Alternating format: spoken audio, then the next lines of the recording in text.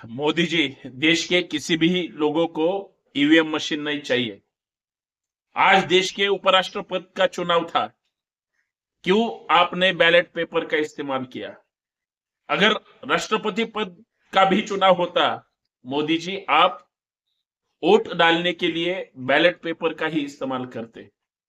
लेकिन आप खुद सत्ता में आने के लिए, आप हो, शाह साहब हो, या सेंट्रल गवर्नमेंट हो, या भारतीय जनता पार्टी के लोग हो, आपको चाहिए ईवीएम मशीन।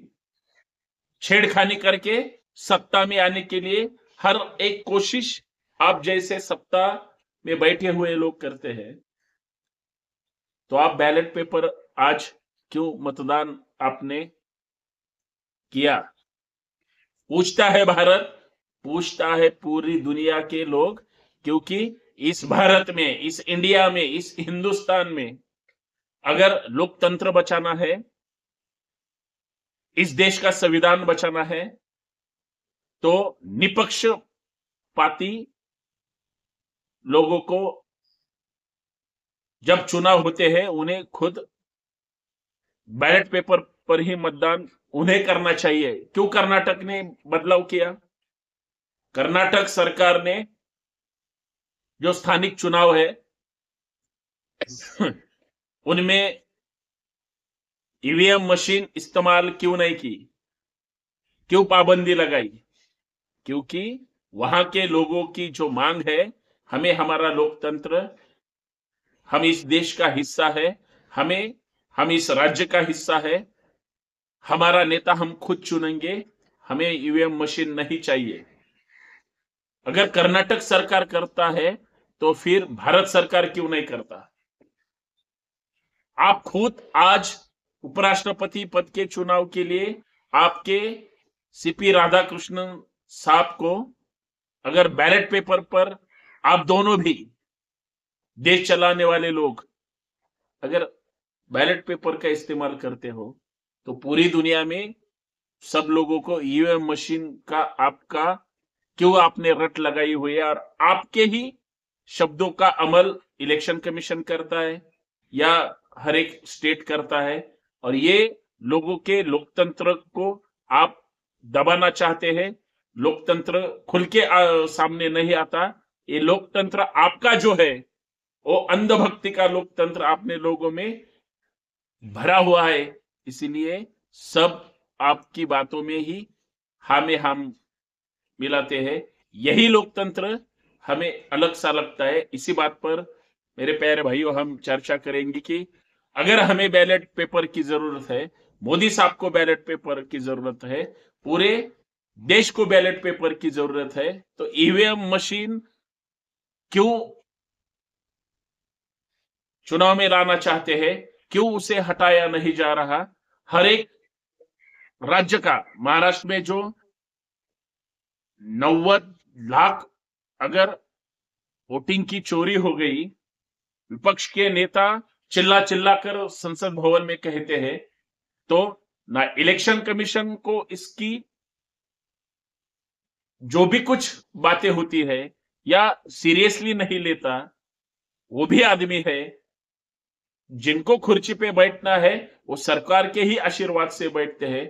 अगर आप निपक्षपाती या इलेक्शन कमीशन का जो दायरा है, जो उनकी नीतियां है, उनका अनुशासन है, उसके ही दौरान ये चलना चाहिए। लेकिन हर एक सेंट्रल एजेंसी में सरकार की कुछ लोगों को उनमें घुसाड़ा है, इसीलिए सरकार के हित में ही सब बातें करते हैं।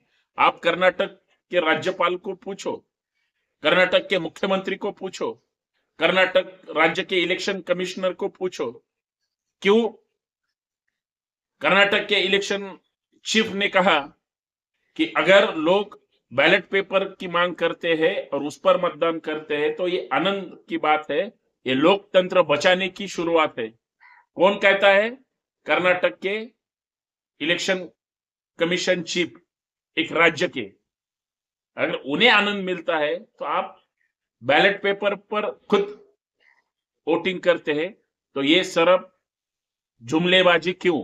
जुमलेबाजी करने वाले ही सत्ता में आ रहे हैं। और जो देश एक साथ रखने की बातें करते हो, विपक्ष में बैठे हुए हैं, और ये सब जुमलेबाजी करने वाले सत्ता में बैठे हुए हैं, उनके अंधभक्त उनके ही साथ है, उनके ही हित की बातें करते हैं। लेकिन अपोजिशन वाले चिल्ला चिल्ला कर कहते हैं कि हमें इस ईवीएम मशीन पर अभी विश्वास नहीं रहा। दिल्ली सरकार अगेंस्ट है, महाराष्ट्र के लोग अगेंस्ट है, पंजाब, हरियाणा, राजस्थान, झारखंड, सब लोग अगर इलेक्शन कमीशन के इस ईवीएम मशीन पर पाबंदी लगाना चाहते हैं, उन्हें बैलेट पेपर चाहिए, तो इस देश में बैलेट पेपर की मांग क्यों नहीं होती? आप सरकार अगर एक स्टेट खुद अपने राज्य में अगर ईवीएम मशीन को छोड़कर ईवीएम मशीन पर बहिष्कार डालकर अगर कर्नाटक सरकार बैलेट पेपर पर चुनाव करना चाहती है, या उन्होंने उनके कैबिनेट ने वैसा निर्णय भी ले लिया, तो फिर अगर भारत सरकार ने चाहा, मोदी जी ने चाहा, शाह जी ने चाहा, तो हो सकता है बैलेट पेपर मतदान हो गए, और उपराष्ट्रपति महोदय या राष्ट्रपति महोदया जो खुद बैलेट पेपर पर इलेक्शन लड़कर चुनाव जीतते हैं, तो उनका भी समर्थन बैलेट पेपर को ही होगा, ना कि ईवीएम मशीन पर। ये जान लेना चाहिए, समझ लेना चाहिए, सोच लेना चाहिए मेरे प्यारे भाइयों, क्योंकि ईवीएम मशीन से ना कि हमारे हर एक राज्य का लोकतंत्र खतरे में आया हुआ है, पूरे देश का लोकतंत्र खतरे में आया हुआ है। और लोकतंत्र खतरे में आने के बाद अगर लोग मांग करते हैं तो ये ध्यान नहीं देते। आपको पता होगा कई राज्यों में इनकी सरकार आने के बाद जाति जाति में, धर्म धर्म में जो विवाद खड़े हुए हैं, इनकी ही बदौलत है। हम करे सो कायदा वो लागू किया हुआ है, किसी की नहीं सुनते। अगर कोई विपक्ष का बोलता है, खिलाफ खड़ा होने की बातें करता है, तो उसने किधर तो भी कुछ गफला किया हुआ था, तो उसके पीछे ईडी, सीबीआई, अनेक यंत्रणा, हर एक एजेंसी उसके पीछे लगाते हैं। तो ये सरकार के लोग पहले खुद डरते हैं, फिर दूसरों को डराते हैं। ये सब जुमलेबाजी अभी नहीं चलेगी। अगर इस वीडियो के माध्यम से जहां तक ये वीडियो जाता है, सभी लोग अगर बैलेट पेपर की मांग करेंगे, हर एक राज्य में, हर एक गांव में, हर एक स्टेट में अगर बैलेट पेपर की ही मांग करोगे, सरकार को खत लिखोगे, सरकार के खिलाफ रास्ते पर आकर या अपने संविधान के दायरे में आकर अगर मांग करोगे, तो बैलेट पेपर से ही अभी इसके बाद जो चुनाव होंगे उसमें बैलेट पेपर का ही इस्तेमाल हो सकता है।